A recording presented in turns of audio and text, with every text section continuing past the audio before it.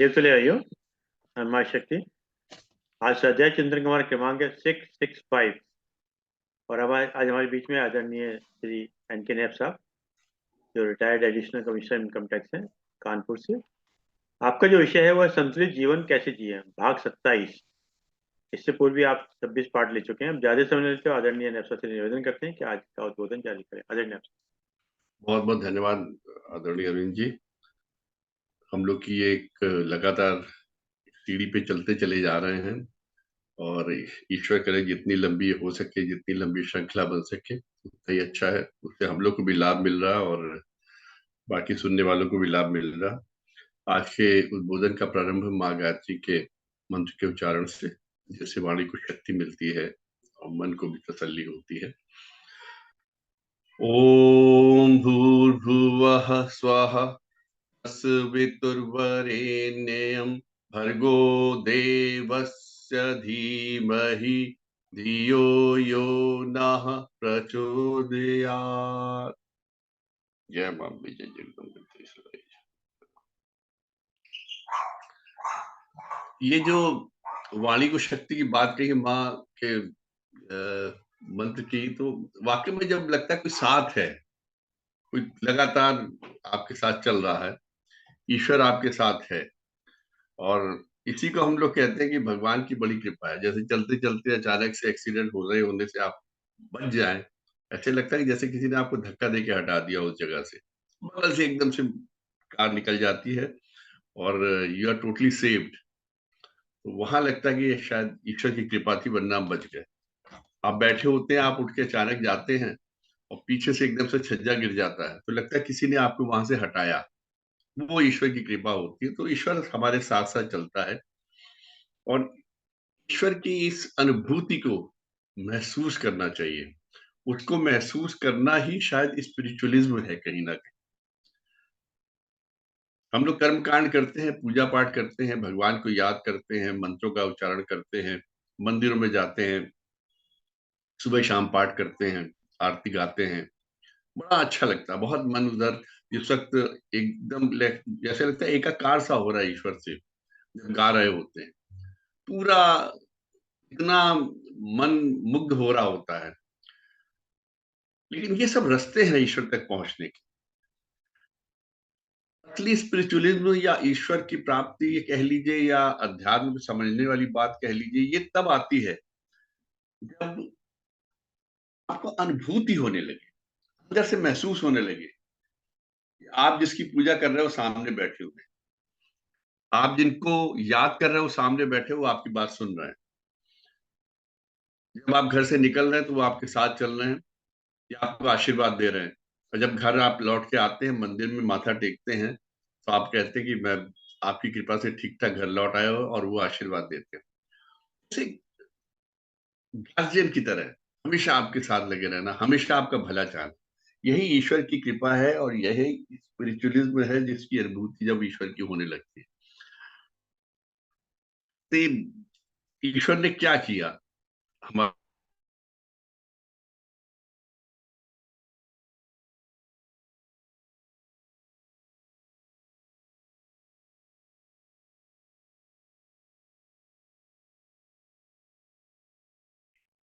एक बार एक छोटी सी कहानी से शुरुआत करता हूँ। एक बचपन से ही अंधे सन थे,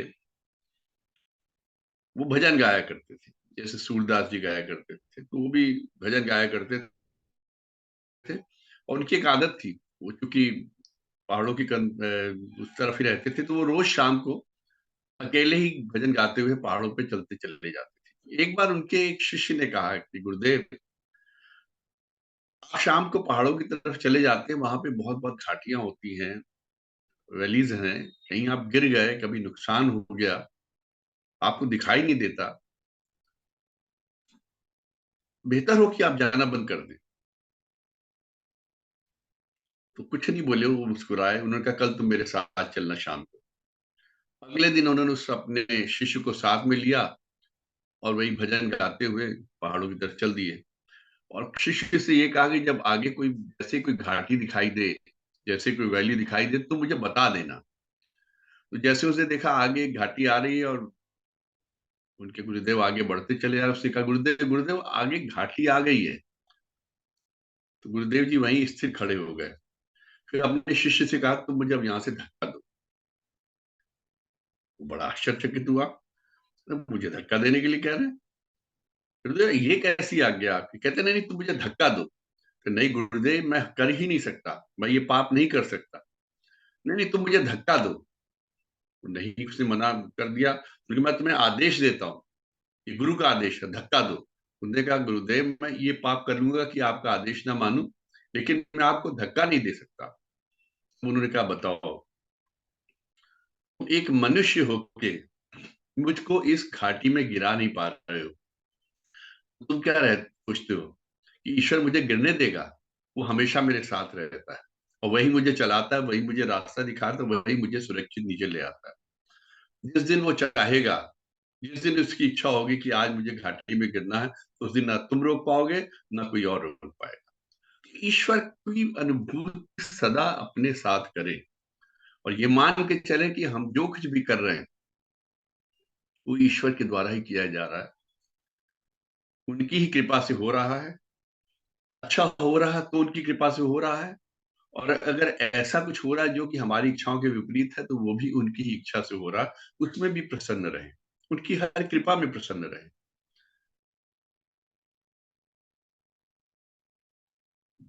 कुछ भी तो बुरा नहीं होता, ये सब हम लोग के कर्मों के फल ही तो हैं जो सामने आते हैं।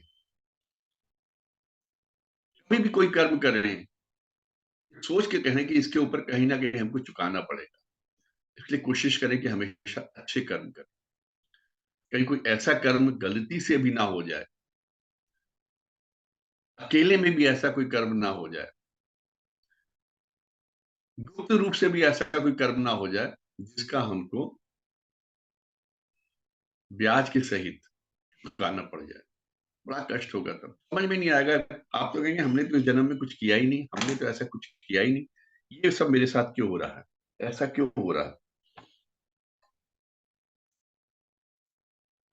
समझ में आता है कि हमने कहाँ गलती की। आज आपके साथ कुछ जीवन के तथ्यों के बारे में डिस्कशन करने का मन किया मेरा, कि जीवन के तथ्य क्या हैं जिनको हमको मान के चलना चाहिए। इनफैक्ट हमारी जो मन स्थिति है वही हमारे चारों तरफ के वातावरण का निर्माण करती है। हमारी सोच हमारी परिस्थितियों का निर्धारण करती है।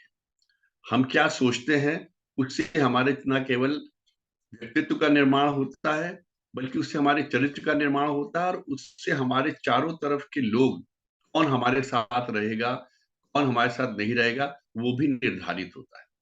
जैसे हम लोग शाम पे यहाँ पे जूम मीटिंग में बैठ जाते हैं, और विद्वता की बातें होती हैं, ज्ञान की बातें होती हैं, भक्ति की बातें होती हैं, ईश्वर की बातें होती हैं, और कभी कभी सांस्कृतिक बातें होती हैं, लेकिन ये 1 घंटे में बहुत अच्छी बातें होती हैं।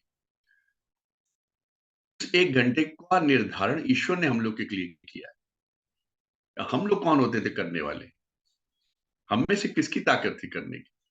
लेकिन रोज खुद ही हम लोग सब चल के आके बैठ जाते कि अब चलो यूं का टाइम हो गया, के बैठा जाए, कुछ अच्छा सुनने को मिलेगा। ये हमारी अपनी ही आदतें में धीरे धीरे, अब देखिए जूम मीटिंग में बैठना धीरे धीरे आदत बन गया है। जब बाद में यही आदतें हमारा व्यक्तित्व बनेंगी, और यही व्यक्तित्व हमारा चरित्र बनेगा, और यही हमारे चरित्र का निर्धारण करेगा, यही हमारे संस्कार हो जाएंगे। और इन्हीं चीजों से जब हम ये संस्कार से अपने परिवार में रहेंगे, यही संस्कार हमारे परिवार में जाएंगे, हमारे बच्चों में जाएंगे, और ये कितना भला करेंगे, ना केवल हमारे परिवारों का बल्कि हमारे समाज का, इसकी कल्पना नहीं की जा सकती। अपनी सोच को बलिष्ठ करिए। सोच को ये मत सोचे कि हमने ये क्या गड़बड़ हो रहा है, ये क्या गड़बड़ कर दिया हमने, क्या गलत हो गया, ये बहुत खराब हो रहा है। ऐसा कुछ नहीं, जो कुछ हो रहा पहले से निर्धारित था। जब हम लोग मकान बनाते हैं, मकान बनाने से पहले प्लॉटिंग प्लॉटिंग जब करते हैं, कोई केडीए करे या जीडीए करे, आपको एक एक प्लॉट अलॉट करता है, उसने प्लानिंग की होती, नक्शे बनाते हैं। उसके बाद आप उस प्लॉट को खरीदते, उसकी रजिस्ट्री कराते हैं, उसके बाद फिर आप उस प्लॉट के ऊपर अपने मकान का नक्शा बनवाते हैं, जाके आपका घर बनता है, और घर बनने के बाद डिसाइड होता है ये कमरा कौन सा रहेगा, इस कमरे में क्या होगा, ये कहाँ ड्राइंग रूम रहेगा, कहाँ किचन रहेगा, कहाँ टॉयलेट रहेगा, कहाँ कॉमन रहेगा, कहाँ टीवी लगेगा, ये सब निर्धारण होता है। जब एक मकान के लिए इतनी प्लानिंग होती है, क्या आपको लगता है जब ईश्वर आपको भेजता है तो उसकी प्लानिंग करके नहीं भेजता, उसका कोई ब्लूप्रिंट बना के नहीं भेजता होगा? तो वो एक ब्लूप्रिंट पहले से ही हमारे जीवन का बना हुआ है, जिसके द्वारा निर्धारण है कि हमको कहाँ जन्म लेना है, जैसे आपका किस प्लॉट में मकान बनना है या किस शहर में बनना। आप कोई गाजियाबाद में रह रहा, कोई नोएडा में रह रहा, कोई गुड़गांव में रह रहा, कोई कानपुर में रह रहा, कोई और जगह दिल्ली में रह रहे हैं। अपने प्लॉट पे कैसा मकान बनेगा, किस दिशा की तरफ बनेगा, ये सारे डिसीजंस पहले से हो चुके हैं। यही डिसीजन हमारे जीवन के बारे में भी ईश्वर ने पहले से कर रखे, सब कुछ निर्धारित है। बस उसको हाथ जोड़कर स्वीकार करते चलिए, हाथ जोड़कर ग्रहण करते चलिए, कोशिश कीजिए कि हर हाल में प्रसन्न रहे। ऑप्शंस दुखी होने का भी हो सकता है आपके सामने, लेकिन उस ऑप्शन को क्यों स्वीकार करें? आपके सामने दो ऑप्शन है, किसी भी परिस्थिति आने पे, या आप प्रसन्न रहें या अप्रसन्न रहें, खुश रहें या दुखी रहें। ऑप्शन तो आपके पास है ना, आप ऑप्शन रखिए खुश रहने का। ये परिस्थिति भी नहीं रहेगी, ये समय भी नहीं रहेगा, ये भी ढल जाएगा, समाप्त हो जाएगा। जब अच्छा समय जिसको हम सोचे थे हमारे अनुकूल परिस्थितियां वो नहीं रही, तो ये जो प्रतिकूल परिस्थितियां हैं ये भी नहीं रहेंगी। जब वो नहीं रही तो ये भी नहीं रहेगा। आज से 100 साल पहले वाला संसार आज की तारीख में नहीं है। 100 साल पहले के शायद ही कोई एक आध व्यक्ति बचा हो। 50 बच्चों के पूरे संसार में, पूरा संसार चेंज हो चुका है। जब वो लोग नहीं रहे, हमारी ये परिस्थितियां क्या, उनकी सामने क्या क्या परिस्थितियां रही होंगी, कभी आप कल्पना करके देखिए। कितना हिंसा होती थी, कितना मारकाट होती थी, मंत्रण की बातें होती थी, युद्ध होते थे, मारकाट मैदान पे। महाभारत की बात आपने सुनी है, देखी है पिक्चरों में, सीरियल्स में, किस तरीके से युद्ध होते थे, लाशें बिछ जाती थी। अब वो समय नहीं रहा। अगर हमारा आज का बुरा समय है, ये भी समाप्त होगा। ये चलायमान है, गतिमान है। तो जो मैं कुछ तथ्यों की बात कर रहा था, आज का पहला तथ्य है, आप ये कभी मान के मत चलिए कि आप इस संसार में हमेशा रहेंगे। जब भी हम किसी प्लानिंग करते, कभी किसी से बात करते हैं, वो लगता है ये भी चला जाएगा, ये भी चला जाएगा, ये भी चला जाएगा, मैं हमेशा जीवित रहूंगा, मैं इस संसार पे अंत तक राज करूंगा। मतलब इस संसार की आखिरी, जब तक ये पूरा धरातल डूब नहीं जाएगा सागर में, तब तक मैं इस पे राज करूंगा। अजीब सी बना स्थिति होती है हमारी। हम ये मान के चलते कि हमें कभी कुछ नहीं होगा। ऐसे ही परसों एक बैठे थे, एक बजट के ऊपर मीटिंग हो रही थी, उसमें आई वाज आल्सो स्पीकर। उस दिन बजट के ऊपर बोला, हमारे साथ एक चार्टर्ड अकाउंटेंट बैठे थे, तो वो कहते मैं एक बार इंश्योरेंस की क्लास ले रहा था। इंश्योरेंस की क्लास ले रहे थे, अगर हम ये कह दें वहां पे जो क्लास अटेंड कर रहे हैं, it was a paid class, उनको अगर हम ये कह दें कि मान के चलिए कि आप नहीं रहेंगे, तो उनको बुरा लगता है। और कहते हमको ये कहना पड़ता है वहां की, मैं इंश्योरेंस ले लूं, मेरा कल को नहीं रहूंगा तो मेरे परिवार को ये मिलेगा। उनको सुकून लगता है कि वो सब ये सोच के चलते हैं कि सामने वाला कोई भी गायब हो जाए, मैं गायब नहीं होने वाला। देखिए, मना स्थिति होती है मानवीय, एक संवेदना कह लीजिए या कमजोरी कह लीजिए, कि हम हमेशा ये सोच के चलते हैं कि हम हमेशा बने रहेंगे।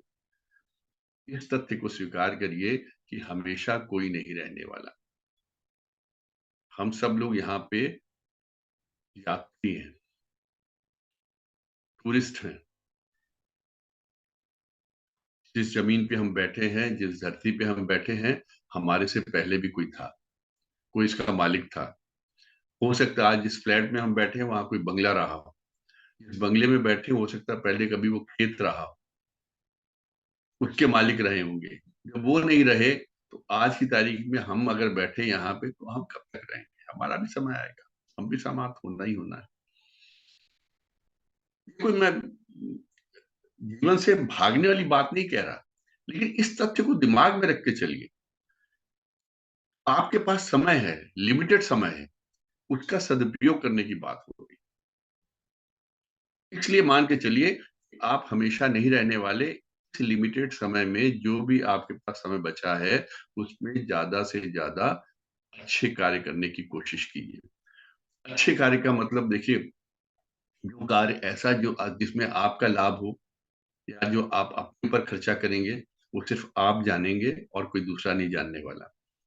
लोग उसी को याद करेंगे तो आप दूसरों के लिए काम करके जाएंगे, परिवार के लिए काम करके जाएंगे, समाज के लिए काम करके जाएंगे, राष्ट्र के लिए काम करके जाएंगे। इसमें एक छोटी सी कहानी मेरे को याद आ गई।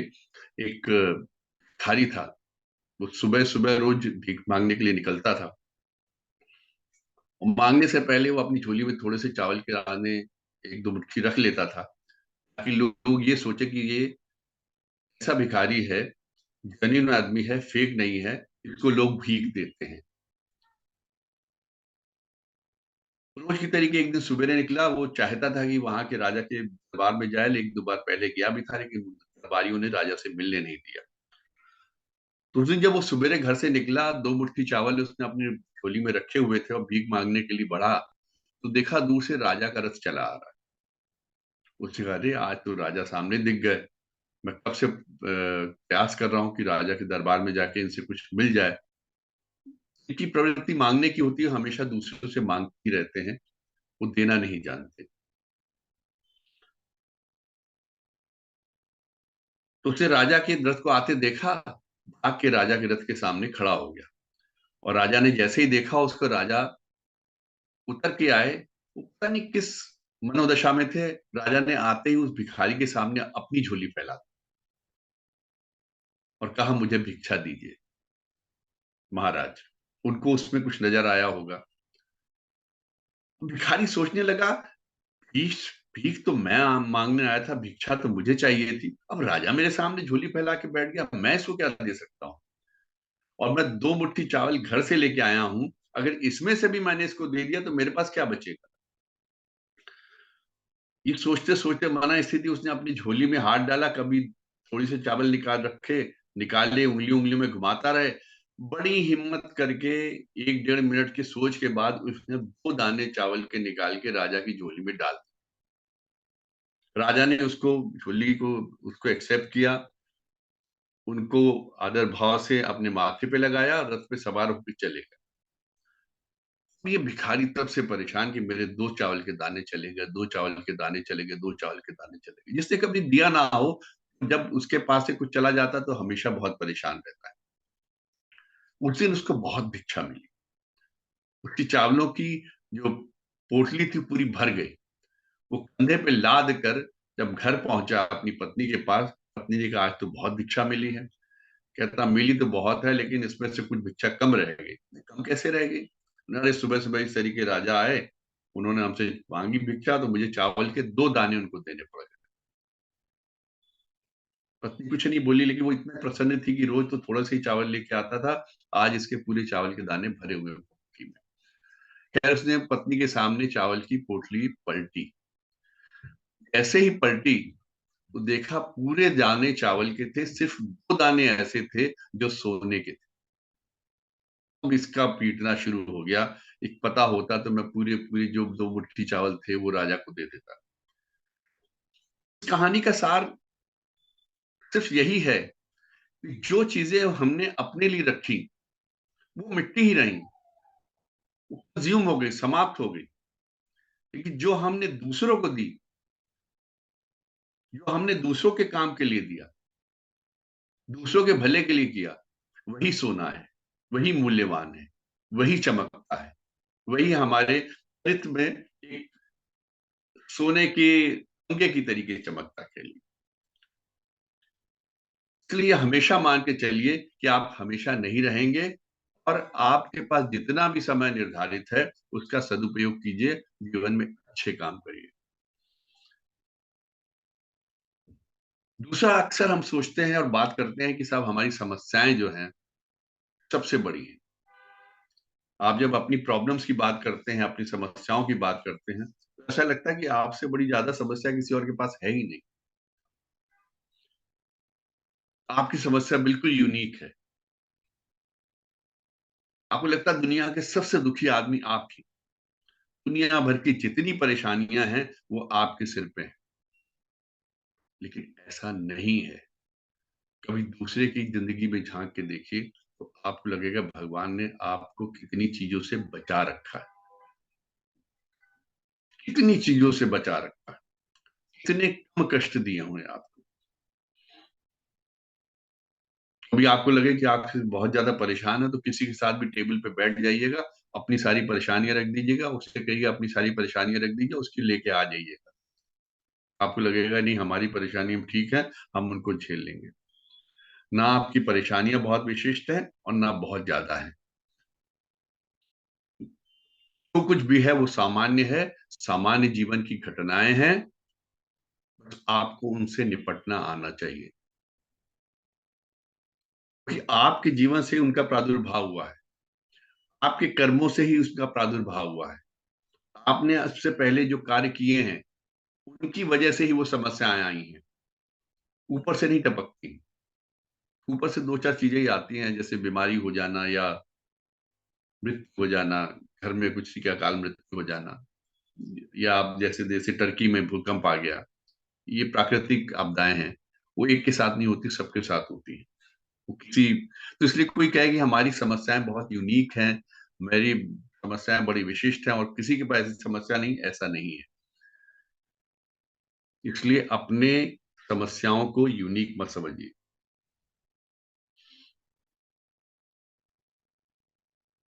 तीसरी बात, सर हमें बड़ा सा अहम सा रहता है कि हम जैसे पार्टी में जाएं, हमें देखते ही सब लोग जो है पहचानने लगे, जिसे आइडेंटिटी क्राइसिस भी कहते हैं, कि मैं जैसे बहुत इंपॉर्टेंट आदमी हो गया हूँ। इंपॉर्टेंट कि ईश्वर ने इस दुनिया में सबको एक दिन का राजा और एक दिन की रानी का आशीर्वाद दिया हुआ है, सबको। अब वो होता उनके विवाह का दिन। उस दिन वो उनके लिए मंडप सजता, उनके लिए स्टेज बनता, उनके लिए राजसी कुर्सियां बिछाई जाती हैं जिसपे वो बैठते हैं, फूल मालाएं लोग डालते हैं, उनको माला पहनाते हैं, मुकुट होता है। वो राजा रानी उस दिन बने होते हैं और लोग उनसे जाके मिलते हैं और उनको भेंट चढ़ाते हैं। वो एक परंपरा है, ये ईश्वर के द्वारा प्रदत्त परंपरा है। लेकिन आप सोचो कि पूरी जिंदगी अब आप ऐसे ही बने रहो कि आप इस दुनिया के सबसे महत्वपूर्ण आदमी हो, ये नहीं है। कोई भी आदमी इतना महत्वपूर्ण नहीं होता। सबसे महत्वपूर्ण तो आप कभी हो ही नहीं सकते। आप महत्वपूर्ण बनना चाहते हैं तो आप अपने कर्मों से ही बन सकते हैं, अपनी विशिष्टताओं से ही बन सकते हैं, अपने ज्ञान से बन सकते हैं, समाज में काम करके बन सकते हैं। लेकिन ये मान के चलिए कि आपसे ज्यादा भी कोई आप समाज का काम करने वाला होगा और वो आपसे ज्यादा प्रखर बुद्धि वाला होगा। आप सबसे बड़े नहीं हो सकते, आप सबसे बड़े इंपॉर्टेंट नहीं हो सकते। यानी आप में हमेशा नम्रता रहनी चाहिए। हमेशा हाथ जोड़ के चलिए,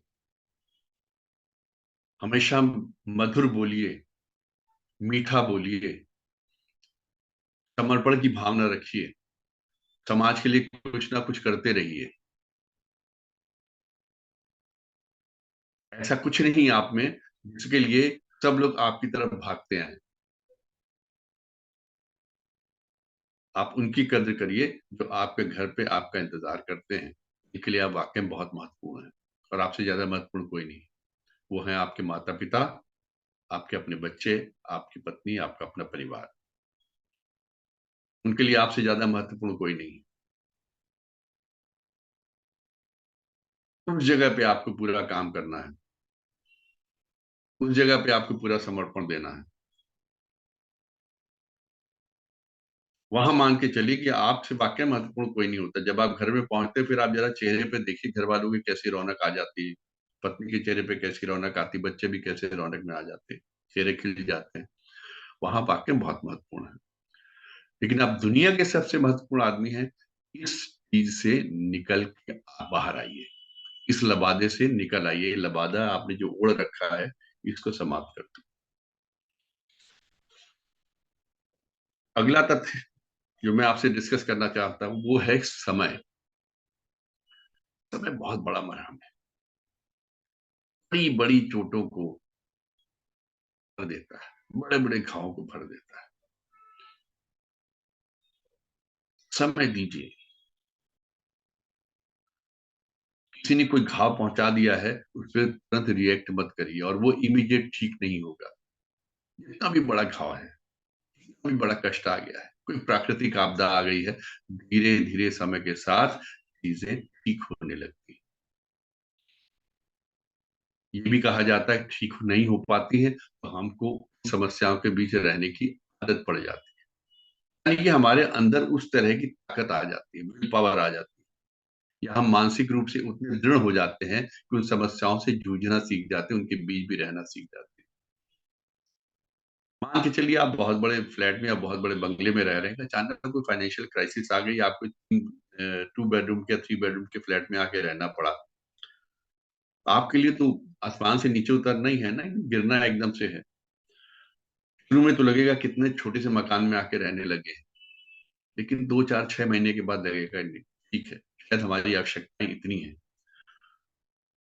हमारी मानसिक दृढ़ता उसी हिसाब से होने लगती है, मानसिक हमारी स्थिति उसी तरह से होने लगती है, हम समन्वय बनाने लगते हैं। समय एक जैसा नहीं रहता, समय परिवर्तनशील है, और समय सबसे बड़ा मरहम भी है। धीरे धीरे अपने आप को समय के साथ ढालिए, ढालना सीखिए, परिस्थितियों के अनुसार ढालना सीखिए।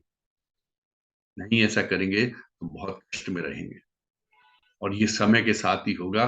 समय धीरे धीरे हर जख्म को भर देता, कितना भी बड़ा जख्म हो, आदमी में भूलने की प्रवृत्ति होने लगती है। कभी देखिए, कभी कोई घर में बहुत बड़ा कांड हो जाए, कांड का मीन्स किसी का लॉस हो जाए, फैमिली में कोई डेथ हो जाए, उस वक्त तो लगता है कितनी बड़ी बात हो गई। 2 4 घंटे 6 घंटे के बाद धीरे धीरे होता है कि क्रिमेशन कैसे करना है, कब करना है, कहाँ करना है, किन किन को बुलाना है, कैसे इंतजाम करना है। क्रिमेशन करने के बाद ईश्वर ने इस तरीके से दिया है कि घर आके सब स्नान करते हैं, पूजन वूजन करते हैं, फिर वो उठाले की बात होती है, समाज में सबको बताना है, और फिर सब अपने काम में लग जाते हैं। तो जितना उनके नजदीक होता जाने वाले को, उसको उस कष्ट से बाहर निकलने में उतना ही अधिक समय लगता है, लेकिन धीरे धीरे भूलना पड़ता है।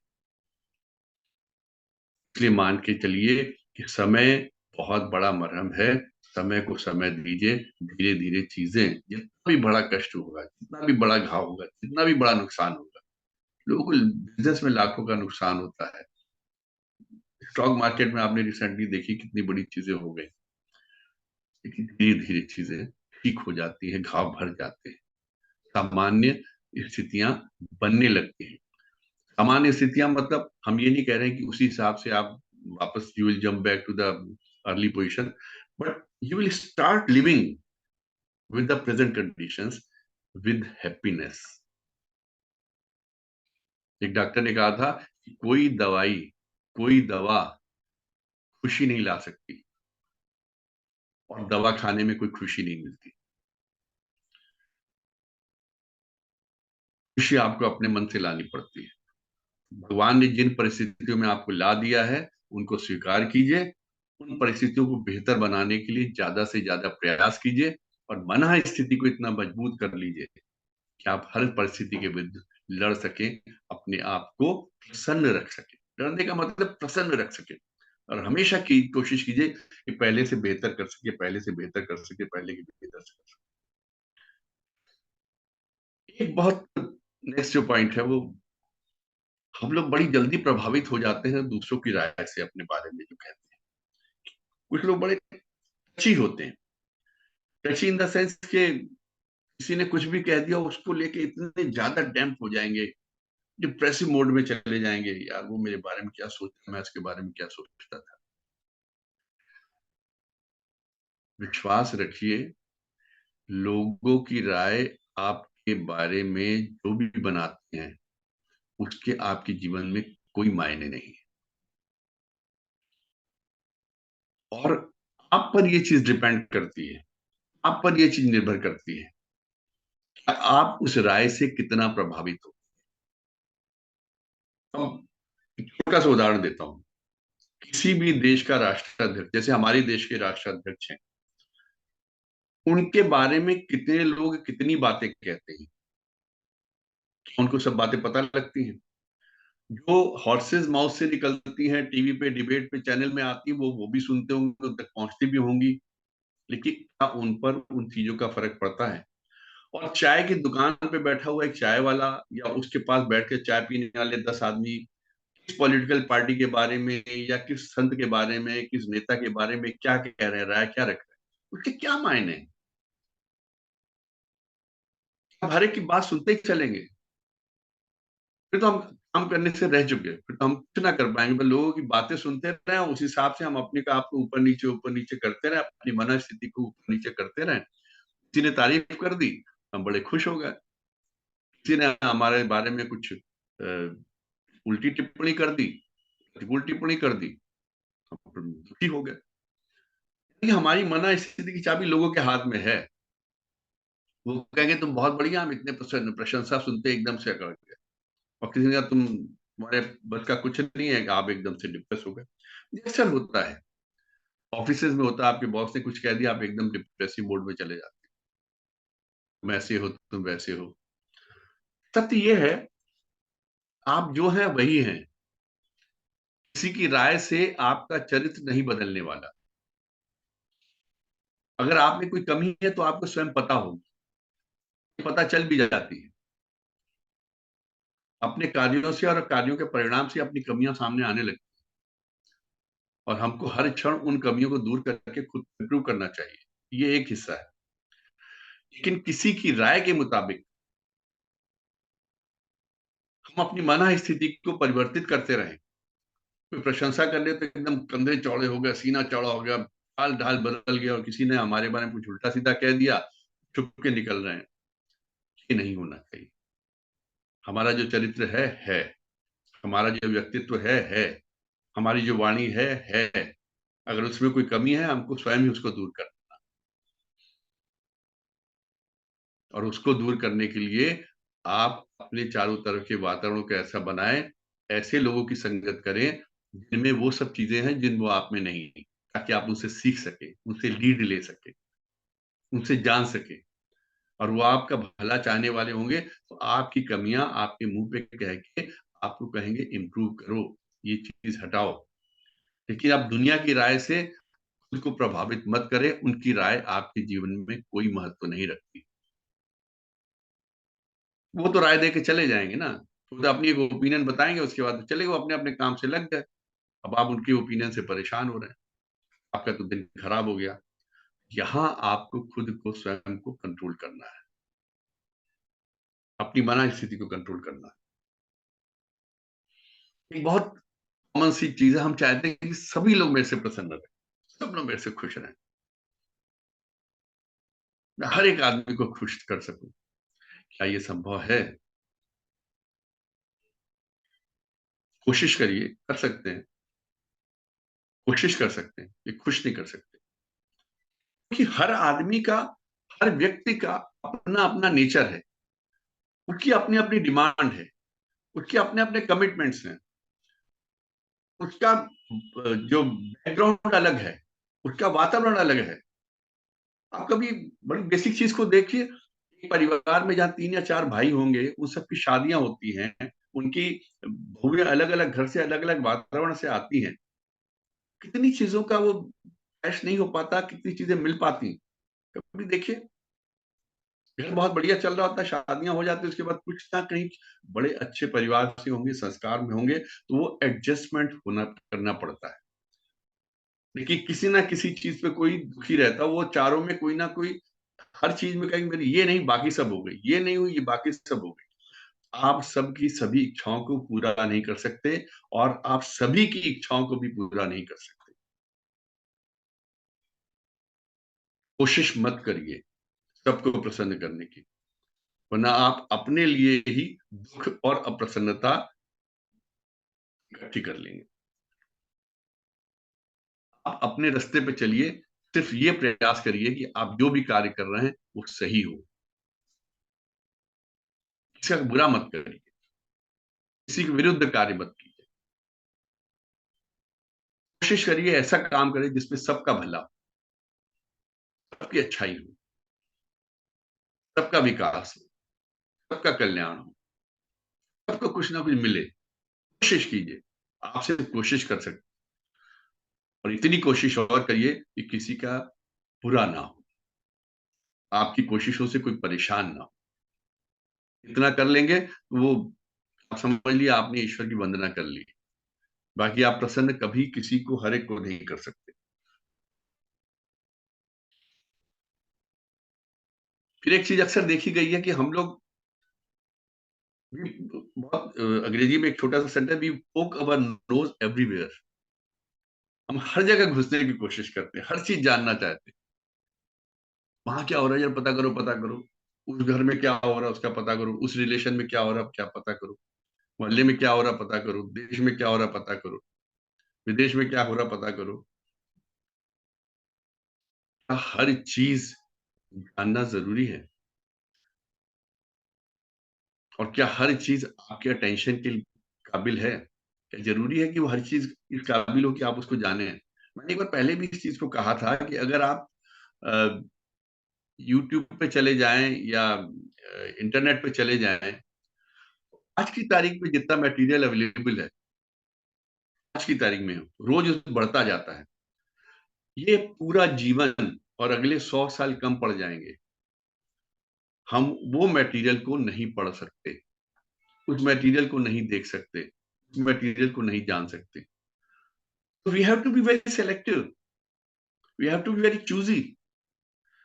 इस चीज से मेरे को प्रभाव पड़ना है, इस चीज से मेरी व्यक्तित्व में या मेरी पर्सनालिटी में इंप्रूवमेंट हो सकता है, उन चीजों की तरफ ध्यान दीजिए।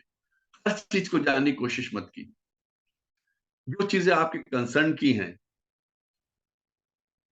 जिन चीजों से आपके व्यक्तित्व में निखार आ सकता है, आपकी वाणी में निखार आ सकता है, आपके नेचर में निखार आ सकता है, आपके चरित्र में बदलाव आ सकता है, आपके स्वास्थ्य में बदलाव आ सकता है, उन चीजों को जानिए। जिससे आपके परिवार का कल्याण हो सकता है, वो जानने की कोशिश कीजिए। जो चीजों के आपसे कोई लेना देना नहीं, कोई मतलब नहीं, ना वो इस योग्य है कि आप उस तरफ जाएं, और ना ही आपकी ऐसी कैलिबर है कि आप हर चीज को जान सके। हर चीज को जानने की कोशिश मत करें। कुछ की आदत होती है, ग्रुप में क्या चल रहा है, ऑफिस में क्या चल रहा है, मोहल्ले में क्या चल रहा है। मैं बड़ी बेसिक सी चीजें बता रहा हूँ, पार्टी में क्या चल रहा है, उस पार्टी में क्या चल रहा है। उस दिन वहां डिनर हुआ था तो क्या हुआ था, हुआ था ना, उन्होंने आपस में डिनर किया, खाया पिया, चले गए, लड़ाई झगड़े खत्म हो गया। आपको क्या लेना देना? दो चार ने आपस में मारपीट कर ली तो आपसे क्या लेना देना, और जान के आप कर भी क्या लोगे? सिर्फ आपने अपना समय खराब किया उस चीजों को जानने में और उनकी चीजों के बारे में डिस्कशन करने में। जिन चीजों का आपसे कोई वास्ता नहीं है, उनको जानने की कोशिश मत कीजिए। हर चीज आपके समय और अटेंशन के काबिल नहीं है। मैंने शुरू में कहा था कि समय बड़ा लिमिटेड है हर व्यक्ति के पास, उसका सदुपयोग कीजिए, दुरुपयोग मत कीजिए। जीवन कैसा है? सबका जीवन बड़ा कठिन है। हम लोग जितने बैठे हुए हैं ना, किसी का भी जीवन आसान नहीं है। जीवन कठिन है और कभी आसान रहा भी नहीं है, लेकिन जीवन सुंदर भी बहुत है। हमको दिया, ईश्वर ने जीवन दिया है, कुछ सोच समझ के दिया है। तो आसान बनाना सिर्फ हमारी सोच पर। आप किसी से पूछिए कैसा जीवन है, बहुत कम लोग कहेंगे कि हम बड़े मजे में आए, या ईश्वर की बड़ी कृपा है, या फैंटास्टिक। ज्यादातर अरे यार बड़ी टेंशन है, बहुत टेंशन। किस चीज की टेंशन है? और ये टेंशन किसने दिया आपको? आपके अपने ही कर्मों ने, आपके अपने ही कारणों ने। आपने कुछ ना कुछ ऐसा किया जिसके ऐसी रिएक्शंस आए कि आपके ऊपर टेंशन शुरू हो गई। एक बार पहले मैंने कहा था, बच्चों से पूछो क्या है, बड़ी टेंशन है। काहे की टेंशन है? पढ़ाई की टेंशन। बताइए, स्कूल की फीस थी, पेरेंट्स दे रहे हैं, बाहर टीचर्स रहे हैं, एसी कमरा है, स्कूल का मैनेजमेंट प्रोवाइड कर रहा है, किताबें आपको पेरेंट्स ले दे रहे हैं, स्कूल तक आपको पेरेंट्स छोड़ के आ रहे हैं। आपको सिर्फ इतना कहा जाता है कि अब पढ़ लो, उसमें भी आपको टेंशन है। ऐसे ही घर और गृहस्थी को संभालने में भी अननेसेसरी कि हम चीजों में कंट्रडिक्शंस पैदा करते हैं। वही हो जो हम चाहते हैं, हम जब ये सोच लेते हैं कि ऐसा ही हो जैसा हम चाहते हैं, हम जीवन को खुद ही कठिन बना रहे हैं। क्योंकि हर चीज हमारे कहे अनुसार नहीं होने वाली, और ना होती है ना होगी। कुछ चीजें होंगी, कुछ नहीं होंगी, क्योंकि हम समाज में रहते हैं। समाज में आपस में इंट्रिकेसीज होती हैं, आपस में मेल जोल होता है, आपस में एडजस्टमेंट्स होते हैं। और जब एडजस्टमेंट्स होते हैं, कहीं पे आपको विड्रॉ करना पड़ता है, कहीं पे दूसरा आदमी विड्रॉ करता है। सबकी मर्जी नहीं चलती, कुछ प्राप्त होता है, कुछ छोड़ना पड़ता है। छोड़ा और प्राप्त, ऐसा नहीं कि कोई आपसे चला गया या आपको कुछ मिल गया। आपकी अपनी सोच पहले बनी होती है, सारी चीजें मुझे मिल जाए। आप सोच के चलते हो, आपका पहले से ही एक मनोभाव बन जाता है, एक मानसिक स्थिति बन जाती है कि ये सारी चीजें मेरी, ये सब मेरे को मिलनी चाहिए। तो उनमें से कुछ मिल जाती, जो नहीं मिलती वो सोचते हैं आपने छोड़ दिया। छोड़ा कुछ नहीं, वो दूसरे ने बना रखी थी, सारी चीजें मुझे मिलनी चाहिए। उसका एक इक्वल या जो भी है एडजस्टमेंट लाते हुए एक बंटवारा हुआ चीजों का। हर चीज आपके अनुसार नहीं चल सकती, और जब आप जीवन को अपने अनुसार चलाना प्रारंभ कर देंगे, जीवन कठिन होता चला जाएगा, कठिन से और कठिन होता चला जाएगा। इसलिए ऐसा प्रयास मत करें। जीवन बहुत सुंदर है, संसार बहुत सुंदर है। इस संसार की सुंदरता को देखिए, प्रकृति की सुंदरता को देखिए। अगर सिर्फ आप कष्टों को देखेंगे, आप परेशानियों को देखेंगे, तो आपका अगर उपमा उसी एक मक्खी से दी जा सकती है, या उसी कौवे से दी जा सकती है, जिसको विष्ठा पे या गंदगी पे बैठने में ही आनंद का अनुभव होता है।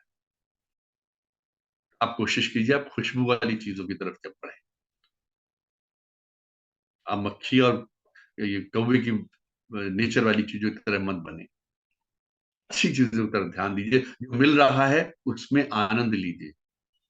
वो आपके भाग्य से आपको मिला है, आपके कर्मों से मिला है, आपके व्यक्तित्व से मिला है, आपके संस्कारों से मिला है, आपके विचारों से मिला है। और उसमें संतोष कीजिए। संतोष करेंगे तो उससे बड़ी प्रसन्नता की कोई चीज नहीं।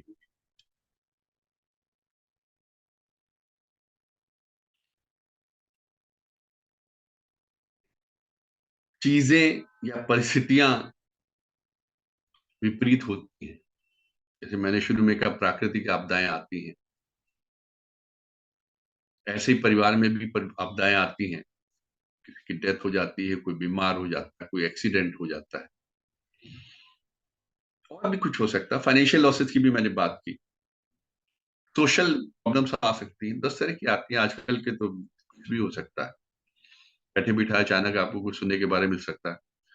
आपको अपने बारे में कुछ ऐसा सुनने को मिल जाए जो आपको ना पता हो, कि मैं ऐसा हूँ, मैंने ये ऐसा काम किया, बता दिया जाएगा और चारों तरफ शोर बन जाएगा कि आपने ऐसा किया, ऐसा किया, ऐसा किया। फिर आप सोचने लगते हैं, यार कहीं मैं ऐसा ही तो नहीं हूँ, क्या मेरा चरित्र ऐसा ही तो नहीं है, मेरे संस्कार ऐसे तो नहीं, लोग सही तो नहीं कह रहे हैं। जब इतने लोग कह रहे हैं तो सही कह रहे हैं। विपरीत परिस्थितियां आएंगी, और आती रहती हैं, और आनी चाहिए। तो मोड़ नहीं आएंगे तो आपको ड्राइविंग कैसे आएगी, गाड़ी चलाना कैसे सीखेंगे? गाड़ी चलाना तभी सीखेंगे ना जब ट्रैफिक बहुत ज्यादा होगा, तो उसमें आपने किस तरीके से ट्रैफिक से अपनी गाड़ी निकाली, जाम में से कैसे गाड़ी निकाली। तो जाम में से जैसे आप गाड़ी निकालते हैं ना अच्छी ड्राइविंग के हिसाब से, या ट्रैफिक से निकालते हैं, ऐसे ही जीवन को विपरीत परिस्थितियों में निकालिए। वो आपकी कुशलता है, उस कुशलता को डेवलप करिए, वो सीखिए कि किस तरह से विपरीत परिस्थितियों में अपने आप को निकालना है। वो आना चाहिए। वो जब आपने सीख लिया, अगर आपको जाम में गाड़ी चलानी आ गई, अगर आपको हैवी ट्रैफिक में गाड़ी चलानी आ गई, और हाईवे पे आपको नींद नहीं आती है, कोई एक्सीडेंट का डर नहीं है, आप कुशल ड्राइवर हैं, इतनी भी ऐसी भी विपरीत परिस्थितियां हो, आप पर उसका विपरीत प्रभाव नहीं पड़ेगा, क्योंकि आपको पता है कि आप उससे निकल सकते हैं। कहते हैं ना कि बंदा डूब गया, क्यों डूब गया भाई? इसीलिए डूब गया कि उसको तैरना नहीं आता। अगर तैरना आता होता तब थोड़ी डूबता। पानी वही है, शरीर वही है, पर शरीर ने तैरना सीखा नहीं। तैरना सीख लिया होता तो डूबता नहीं। इसलिए तैरना सीखे। जब पानी कभी भी आ सकता है ना, कभी भी आप इस तरह विपरीत परिस्थितियों में पहुंच सकते हैं, कभी भी नदी के बहाव में आ सकते हैं। नदी के किनारे रहते हैं तो बहाव में कभी भी आ सकते हैं, बाढ़ कभी भी आ सकती है, कहीं भी आ सकती है। इसलिए अपने आप को, इस समाज में रह रहे तो विपरीत परिस्थितियां, परिवार में रह रहे तो विपरीत परिस्थितियां कभी भी आ सकती हैं। आप किसी जंगल में या बहुत ऊपर पहाड़ पे, बर्फीले पहाड़ पे अकेले नहीं रह रहे, कि जहाँ पे आपके आसपास कुछ नहीं है। और जहां आप जा रहे हैं वो वैसे भी विपरीत परिस्थितियां मानव जीवन के लिए आप शुरू अपनी उसकी तरफ ले जा रहे हैं। लेकिन आप समाज में रहते हैं, परिवार में रहते हैं, सबकी बातें होती हैं, सबकी इच्छाएं होती हैं, उनमें सामंजस्य बैठाना होता है। उसी सामंजस्य को बैठाते बैठाते विपरीत परिस्थितियां भी आती हैं, आर्गुमेंट्स भी होते हैं। उनसे कैसे निकलना है, ये आपको आना चाहिए। अगर इसको नहीं सीखा, तो छोटी सी परेशानी भी आपको परेशान करने के लिए काफी। और आखिरी जो फैक्ट है, 10वां, वो यही है कि हमने तो जीवन मिला था हमको, हमने उसको कैसे जिया हम पे डिपेंड करेगा। और हम जाते वक्त क्या छोड़ के गए। हमने शुरू में आपको बताया ना कि हम वही छोड़ के जाएंगे जो हमने दूसरों के लिए किया। जो अपने लिए हाय हाय करते रहे, वो कुछ कोई याद नहीं करने वाला, और किसी को पता भी नहीं चलता कि आपने क्या क्या सुख भोगा, कहाँ कहाँ भोगा। वो तो आपके जीवन की अपनी अंदरूनी बात है। देखिए, आपने दूसरों के जीवन स्तर को सुधारने के लिए क्या किया। दूसरों का मतलब अपने परिवार के लोगों का, अपने रिश्तेदारों का, अपने मित्रों का। क्योंकि आप पूरे राष्ट्र का या पूरे समाज का या पूरे शहर का नहीं कर सकते भला। आपने क्या लिगेसी छोड़ी, आपने कैसे संस्कार परिवार में दिए, ये चीज मायने रखती है। जीवन मिला आपको, आपने जीवन जिया, संतोषी जीवन जिया, प्रसन्न रहे, प्रसन्न रहते हुए जिया, लोगों के सामने अच्छे उदाहरण बने, अच्छे संस्कार दिए, और एक अच्छी लिगेसी छोड़ के जाएं। इससे बढ़िया जीवन नहीं हो सकता। सिर्फ अच्छा खाना, अच्छा पहनना, बड़े बड़े घर में रहना, बड़ी बड़ी गाड़ियों में घूमना और जेब में पैसे ठूसे होना ही अच्छा जीवन नहीं होता। उसमें कुछ नहीं रखा। रोते हैं लोग बड़े बड़े घरों में, भाड़े मार मार के रोते जब उनके सामने परेशानी आती है। समय वो चला है। मैं आखिरी में एक बात कहना चाहूंगा आजकल के बच्चों के बारे में। मुश्किल हो रहा है। आपने रिसेंटली सुना होगा, बहुत सारे सुसाइड्स हुए हैं। टीवी आर्टिस्ट ने खूब किए हैं, लगातार 2 3 4 बॉलीवुड में हुए हैं। इवन साउथ के भी कुछ लोगों ने सुसाइड किए हैं। तो हम उनके जीवन को एज एन ऑनलुकर देखते हैं, टीवी पे देखते हैं, स्क्रीन पे देखते हैं, उनकी जिंदगी को देखते हैं, उनकी रील्स को देखते हैं, उनके फेसबुक पे देखते हैं, तो हमें लगता है कितनी जल्दी इन्होंने कितनी तरक्की कर ली, कितना बड़ा काम कर लिया, कितना नाम कर लिया, दुनिया जान रही है उनको। कितने अच्छे कपड़े पहन रहे, कितना अच्छा मेकअप किया, कितना अच्छा डांस कर रहे हैं, कितनी पार्टियां कर रहे हैं, कितनी एंजॉय कर रहे हैं। हर जगह नाम है, जहां जाते भीड़ पीछे भागती है, कैमरे वाले पीछे भागते हैं। लेकिन उन रील्स और फेसबुक पे जो चेहरे दिखते हैं, के पीछे के अंधेरों को शायद वो खुद भी नहीं देख पा रहे थे। वो भी उसी चकाचौंध में थे, और जब वो अंधेरे उनके सामने आए, उन्होंने एक कायर की तरीके वो रास्ता चुना जो उनको नहीं चुनना चाहिए था। उनको लड़ना चाहिए था। और अगर कुछ गलतियां हुई थी तो उनको सुधारना चाहिए था। सुसाइड शब्द ही बड़ा अजीब सा लगता है। ईश्वर ने ये जीवन हमको दिया है, हम अपनी मर्जी से नहीं आए हैं। और मैं तो सीधे सीधे कहता हूं, मैं बिना बुलाए तो ऊपर वाले के घर भी नहीं जाता। जब तक बुलाओगे नहीं, मैं नहीं आने वाला। और यही सबकी टेंडेंसी होनी चाहिए। जीवन दिया है, जिए, जीने के लिए दिया है इसको। और हर जीवन का कुछ ना कुछ उद्देश्य होता है। आपको जिस परिवार में दिया, उस परिवार के प्रति आपका समर्पण आपका उद्देश्य होना चाहिए। समाज में दिया, उस समाज के प्रति समर्पण आपका उद्देश्य होना चाहिए। अगर कहीं आप भटक गए हैं, कुछ गलतियां आपसे हो गई हैं, तो वहीं पर जीवन का अंत नहीं हो जाता। उन गलतियों का अंत कीजिए और वहां से नए जीवन की शुरुआत कीजिए। कभी भी हो सकता है। क्या बच्चे पहले स्कूलों में फेल नहीं होते थे? हाई स्कूल इंटर में फेल नहीं होते थे?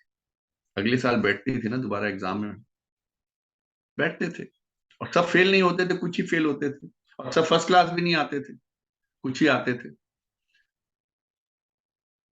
तो जीवन को समाप्त कर लेना और अपने आप को वो कितनी तेजी के साथ हम जा रहे हैं कि हम समय सब चाहते क्या हैं, हम लोग किस तरह से बनना चाहते हैं। हमेशा चकाचौंध में रहना चाहते हैं। और जरा सी वहां से अगर हमको कहीं किसी लेवल पे हल्का सा डाउनफॉल आया तो लगा जीवन समाप्त हो गया, हम तो पिछड़ गए। कोई पिछड़ता नहीं है। दौड़ के लिए हम लोग हमेशा तैयार हैं और तैयार रहना चाहिए। और पहले से दुगने उत्साह के साथ दौड़ना चाहिए। अगर आज आप फेल हो जाते हैं तो मान के चलिए कि आपको आपको खुद में इतना इंप्रूवमेंट लाना है कि पहले से ज्यादा अच्छी दौड़ में दौड़े। कोई भी बड़ा आर्टिस्ट हो, कोई भी बड़ा खिलाड़ी हो, एक दिन में नहीं बन जाता। उसके पीछे सालों की तपस्या होती है। कितनी बार गिरते उठते हैं। क्रिकेटर्स को ही देखिए, कितनी बार आउट ऑफ फॉर्म चले जाते हैं, फिर वापस आते हैं, मेहनत करते हैं। आप लोग भी करिए और सुसाइड का मत सोचिए। मेरा एक संदेश एक उन आर्टिस्ट के लिए नहीं है जिन्होंने कर लिया या जो करने की सोच रहे हैं या वहां पे हैं। मेरा आज के यूथ के लिए है, जवानों के लिए है। आप ये जो तरह तरह के एडवर्टीजमेंट्स आ रहे हैं या तरह तरह की रील्स आ रही हैं, इनसे हटिए। स्क्रीन टाइम को कम से कम कीजिए। कोशिश कीजिए परिवार के संस्कारों को अपनाएं, अच्छी बातों को सीखें, अच्छी पुस्तकें पढ़ें और अपना ज्यादा से ज्यादा टाइम अपनी पढ़ाई और अपने आप को बेहतर बनाने के लिए दीजिए। आपका बहुत बहुत धन्यवाद। धन्यवाद आदरणीय एनके साहब। अब मैं सब लोगों को अनम्यूट करता हूँ। इस संबंध में किसी को क्वेश्चन पूछ सकते हैं, नहीं तो अंत में दो शब्द आदरणीय वीएन चौल साहब बोलेंगे। अब मैंने ये सबको अनम्यूट कर दिया।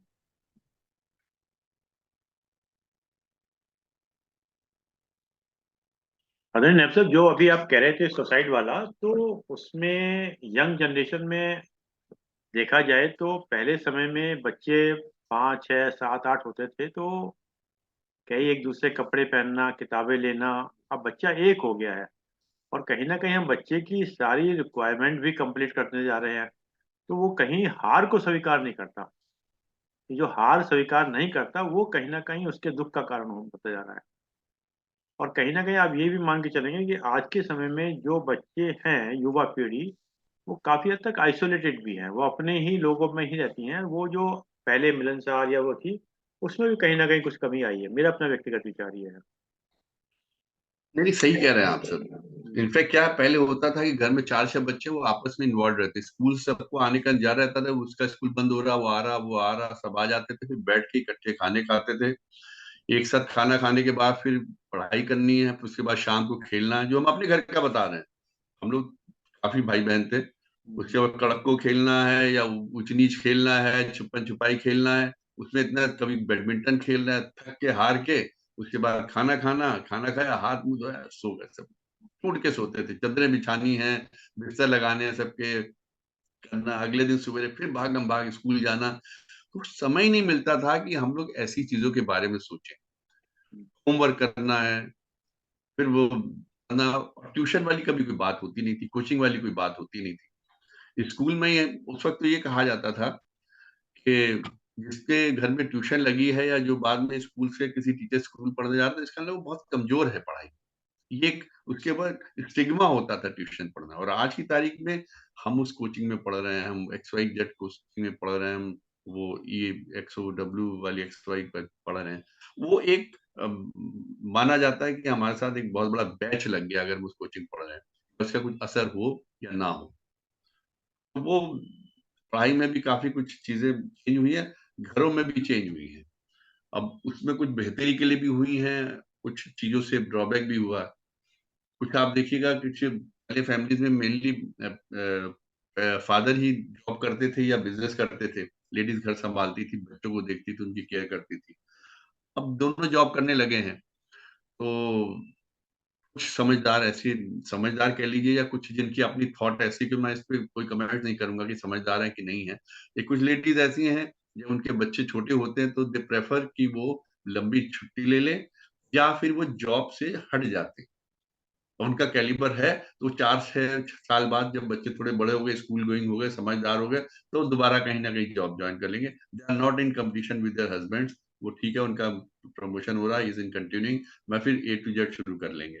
लेकिन हमें अपने पहले परिवार को देखना है। कई हैं ऐसे, और कुछ ऐसे कि नहीं, नहीं हमको अपना करियर पहले देखना है, बच्चे तो पल ही जाएँगे। फिर वो आया के ऊपर छोड़ देते हैं।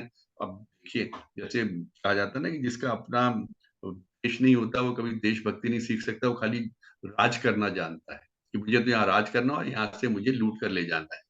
उसी तरीके से कोई भी आया कितनी भी अच्छी हो, मैं किसी की वो की बात नहीं कर रहा, लेकिन वो कभी माँ का स्थान नहीं ले सकती, वो भावनाएँ नहीं आ सकती, और बच्चों में भी उस तरह से नहीं हो सकता। आप कितने भी अच्छे हो, कि वो लेडी आप जो घर में रखे एकदम आप उसको कितना भी अच्छा ट्रीट करें, और वो बच्चों को कितना भी अच्छा ट्रीट करे, लेकिन जो माँ की संवेदनाएँ होती हैं, वो नहीं आ सकती।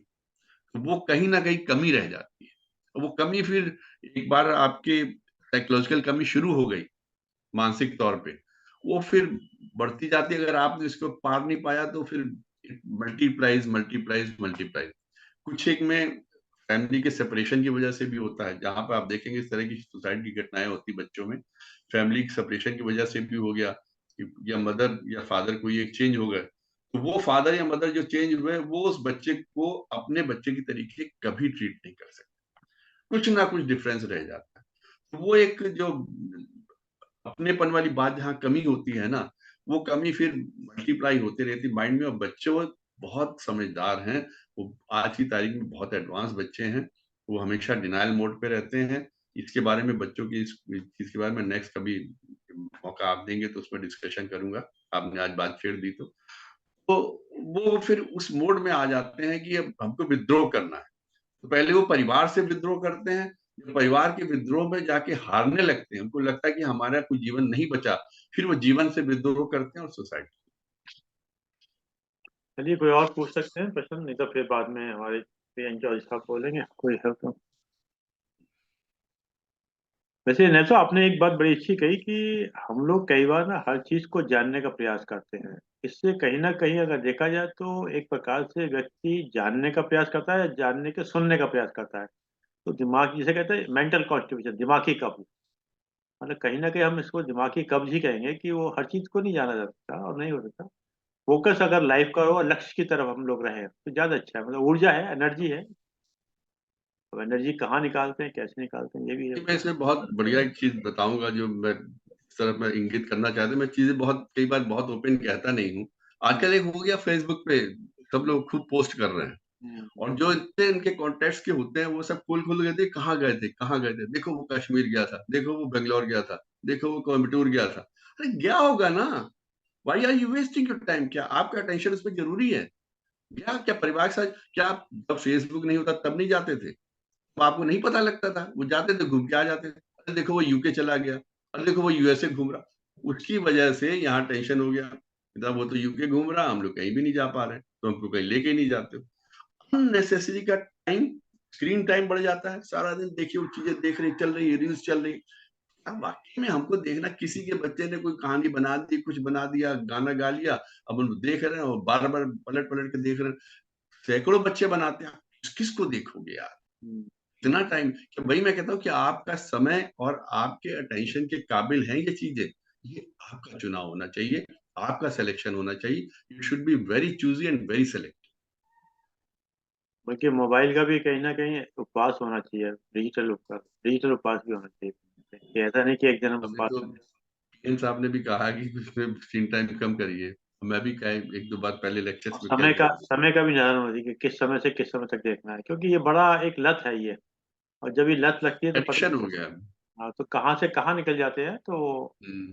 कई बार आपने देखा होगा कि चार लोग बैठे हैं, चारों अपने अपने मोबाइल में कर रहे हैं, बात नहीं करेंगे वो आपस में, और मोबाइल में अपने अपने लगे हुए हैं सारे। आप चार लोग कह रहे हैं, परिवार के चार लोग बैठे अपना मोबाइल लिए होते हैं। बाहर की तो छोड़िए, घर में बैठेंगे, इस ऑफिस से आए, घर बैठ गए, आते मोबाइल में जुड़ गया, कोई टीवी पे बैठ के देख रहा है, कोई आपने। अब तो ये होता है कि आप खाना खाने से मांगने से पहले देख लीजिए कि सीरियल समाप्त हो जाए, उसके बाद फिर हम खाने के लिए बोले या चाय के लिए बोले। उसके पहले बोल दिया तो फिर आप बुरे हो गए। वो सब चीजें चल रही है, प्रैक्टिकल है भाई। होता है। इसी का इन्हीं एक चीजों को अभ्यास कम करना करना पड़ेगा, इसी का कहीं नियमितता में लाना पड़ेगा, और ये भी होगा। और एक जगह चाहिए। आपने भाई पढ़ा। हमको अपनी प्रायोरिटीज डिसाइड करनी है ना, हमारी प्रायोरिटी क्या है, हमारा लक्ष्य क्या, किससे हम चीजों से इंप्रूव हो सकते हैं। अगर हमने 100 बच्चों की सुबह शाम तक ये रील देख ली, इसमें हमारी पर्सनालिटी में क्या इंप्रूवमेंट हुआ? क्या अब हम अपनी रील बनाना शुरू कर दें क्या? क्या करें? उससे हमें क्या मिल गया? एंटरटेनमेंट का भी एक लिमिट होता है कि आपने आधा घंटा 1 घंटा एंटरटेनमेंट के लिए कुछ चीज देख ली, 24 घंटे उसी पे लगे हुए हैं, फिर खुद बना रहे हैं कि हम उनकी बनी तो हमारी भी बनेगी। चौधरी साहब ने हाथ खड़ा कर दिया अपना, चलिए। जी चौधरी साहब, साउंड खोल लीजिएगा, आपकी साउंड बंद है। आपकी साउंड बंद है सर। अच्छा, खुला नहीं है आपका क्या? हाँ। हाँ।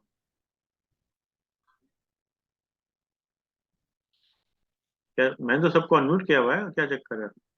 अरे, मतलब मैंने, ओहो, कमाल है सर। ये तो हम लगता है हम ही दोनों बात कर जा रहे हैं। मैं आई थी तो फिर मैम ने अभी। अच्छा। हाँ अब खुला है। अरे कमाल हो गया। हम अब खुला है। हमने समझा हमने सबको अब खोल रखा है। खुल गया, खुल गया। खुल गया, अब खुल गया। चलिए। बहुत बहुत जी। प्रणाम।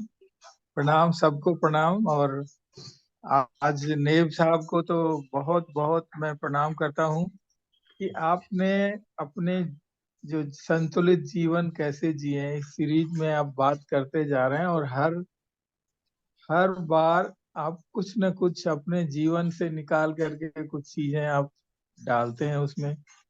समस्याएं हैं जो आज की समस्या है, और जो पुरानी भी समस्या जो है। जैसे कि आपने आज तो एक बहुत अच्छी बात कही कि हम दूसरों को अपना कंट्रोल दे देते हैं। यानी कि अपना कंट्रोल हम दूसरे के हाथ में दे देते हैं और फिर हम दुखी होते हैं। वो क्या करते हैं, वो क्या चाहते हैं, वो क्यों करते हैं, वो तो वही जाने। लेकिन दुखी हम हो जाते हैं। ये जो एक बड़ी गूढ़ बात है, बड़ी बहुत अच्छी बात कही है कि हम कैसे अपना कंट्रोल अपने पास रखें। और हो सकता है दूसरे को कंट्रोल करने की कोशिश भी ना करें, क्योंकि शायद उससे भी हमें रिएक्शन होता है। दूसरों से, दूसरों को कंट्रोल करते समय जो एक रिएक्शन होता है उससे भी दुख मिलता है। और जो संतुलित जीवन जीने का जो सबसे बड़ा फायदा यही है कि हम दुख से मुक्ति पा जाएं, बस। और तो कुछ नहीं है। और उस समय जो आपने कहा कि हम दूसरे का धन देखते हैं, दूसरे का मकान देखते हैं, दूसरों की गाड़ी देखते हैं, और उससे फिर हम दुखी हो जाते हैं, वो भी एक सीखने की बात है, वो भी शायद जीवन में उतारने की बात है।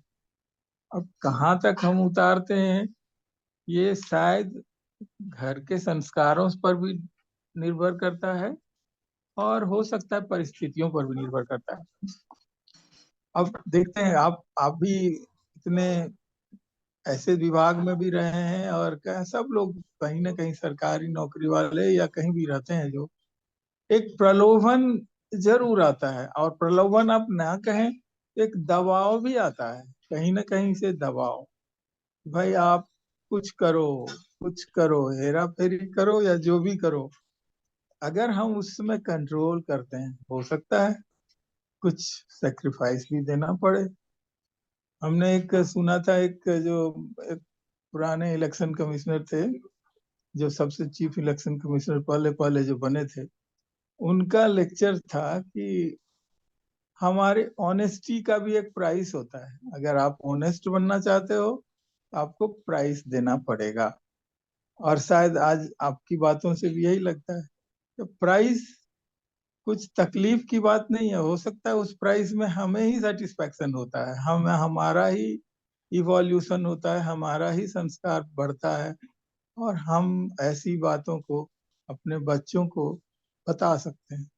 और ये चीज घर में तो आता ही है, घर फैमिली में तो आता ही है कि हमारे पिता, हमारे ग्रैंडफादर, अगर हमने देखा है कि वो सेक्रीफाइस कर सकते हैं, दबाव झेल सकते हैं, और फिर इस प्रलोभन में भी नहीं आते हैं, दूसरों के दिखावे को नहीं कॉपी करते हैं, तो हम भी शायद उस तरह के हो जाते हैं। और इस तरह की बातें सच में जीवन जीने के लिए एक बहुत अच्छा है, जीवन जीने की कला भी है।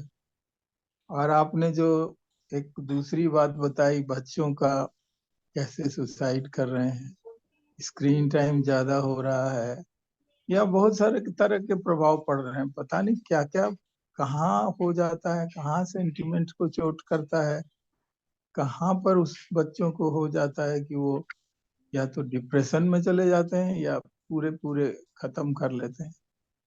तो हो सकता है ये सब बातें सुन करके, ये बातों को, अपने को कंट्रोल करना, अपना कंट्रोल दूसरों को न देना, और दूसरों को भी कंट्रोल करने की कोशिश न करना, ये सब चीजें अगर हम सीखने लगेंगे, अपने जीवन में उतारेंगे, तो सच में अच्छा लगेगा। मैं आज आपको बहुत बहुत धन्यवाद देता हूँ कि आपने अपने जीवन के सार आपने हमें बताया, और हम सब के लिए फायदेमंद रहेगा। धन्यवाद। और मैं शर्मा साहब को भी बहुत बहुत धन्यवाद देता हूँ। धन्यवाद, प्रणाम। धन्यवाद आदरणीय वेंकट साहब। जैसा आपने कहा, ईमानदारी, कहते हैं ईमानदारी हजारों मनकों में चमकने वाला हीरा होता है, जिसकी ईमानदारी होती है। और ईमानदारी अगर देखा जाए तो कभी सामने वाले व्यक्ति के लिए नहीं होनी चाहिए, ईमानदारी हमेशा अपने प्रति होनी चाहिए। सामने वाले को दिखाने के लिए ईमानदार होना कोई बड़ी बात नहीं है, ईमानदार हमेशा अपने प्रति रहें। और एक जगह आपने जो बताया वैसा मैं कि कई चीजें जो प्रभावित जो करती हैं, तो एक संत का मुझे एग्जाम्पल याद आ गया। वो एक बुढ़िया थी, वो बार बार यूं करती, ऐसा कर देती। तो बोले ये बार बार ऐसे क्यों करती है? तो फिर उन्होंने देखा कि ये बड़ा अच्छा थॉट है। जैसे मैंने किसी की बहुत बड़ी गाड़ी देखी, बहुत बड़ा मकान था, तो एकदम थॉट बाहर निकल गया सारा। यानी कि उसके औकात में, बोले तेरे होगा, तू जा रहे, तेरा काम जाने, मुझसे क्या बजा रहा था, क्यों? मेरे पास तो मेरी मेरी जो गाड़ी एल्टो है वही बढ़िया है, क्यों? और मतलब ये एक अपने को, क्योंकि सबसे बड़ा चीज क्या है कि अपने को बैलेंस रखना इंपॉर्टेंट है। सामने वाले से कहते हैं ना कि कहाँ रहते हो, पूछा कहाँ रहते हो, बोले अपने औकात में रहते हैं। तो हर व्यक्ति को अपनी औकात में रहना चाहिए भाई। तो उससे बढ़ के कोई चीज नहीं है। हाँ। और एक इसमें बहुत अच्छा वही होता एग्जाम्पल, है, ये हम गधा, अपना एक कंट्रोल गधा, अपना दूसरे को दे देते हैं, और दूसरे को कंट्रोल करने की कोशिश भी करते हैं। तो एक गधा और एक ऊंट बड़े अच्छे दोस्त थे आपस में। तो एक नाला आ गया तो ऊंट पार कर गया। तो गधे से कहा आजा आजा, कोई दिक्कत नहीं, पेट भर पानी है। तो गधा इंटेलिजेंट था, बोले सर आप सही कह रहे हैं, पेट भर पानी, पर मेरे सर से उतर जाएगा। कई बार मुझे ये भी ध्यान दे रहा है कि हम हमारी दोस्ती किसके साथ में है। अगर हमारी दोस्ती किसी हवाई जहाज वाले व्यक्ति के साथ, तो ध्यान रखना भी, तो थर्ड क्लास में सेकंड क्लास चलने वाला आदमी हूँ, पता चला कि मेरा बैलेंस बिगड़ जाएगा चक्कर में, हवाई जहाज के चक्कर में, क्यों? तो हमेशा अपनी औकात को तो हमेशा ध्यान रखना चाहिए, क्यों? चलिए साहब, एनीवे, धन्यवाद आदरणीय वेंकट साहब, धन्यवाद आदरणीय एनके साहब, आपने समय निकाल के समय दिया। और जैसा कि एक विचार के साथ और 3 बार ओम के साथ अपनी बात समाप्त करते हैं। आज का विचार, आज का विचार हमारे देव ऋषि साहब है, जैसे बड़ा अच्छा एक करते हैं, उम्र को अगर हराना है, उम्र को अगर हराना है तो शौक जिंदा रखिए। उम्र को अगर हराना है तो शौक जिंदा रखिए। हमारे देव ऋषि साहब जैसे बागवानी करते हैं, तो शौक जिंदा रखिएगा। घुटने चले या न चले, घुटने चले या न चले, मन उड़ता परिंदा रखिए। घुटने चले न चले, मन उड़ता रखिए। मुश्किलों का आना, जैसा भी नायब साहब ने कहा था ड्राइविंग कैसे करते हैं, मुश्किलों का आना पार्ट ऑफ लाइफ है। मुश्किलों का आना पार्ट ऑफ लाइफ है, उनसे हंसकर बाहर आना आर्ट ऑफ लाइफ है। तो पार्ट ऑफ लाइफ और आर्ट ऑफ लाइफ हमारी होती है। आइए 3 बार उनका उच्चारण करते हैं।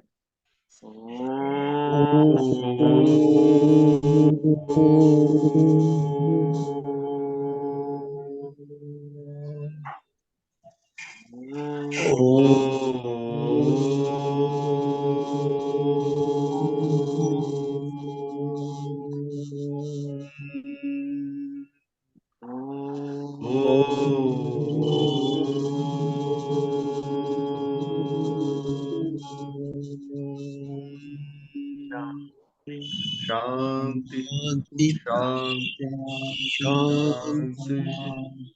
सबको प्रणाम स्वीकार। सभी को प्रणाम, सभी को प्रणाम।